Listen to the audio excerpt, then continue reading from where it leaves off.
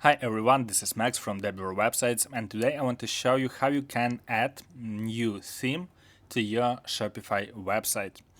Before we start, don't forget to subscribe, and if this video was helpful for you, feel free to leave some donations for me, just using this link.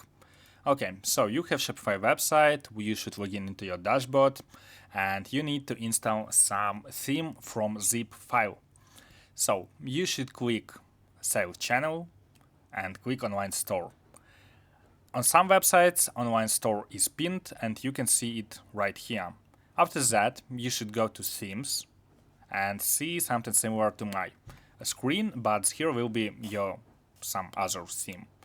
And scroll to bottom and there is theme library with all your old themes which you used before.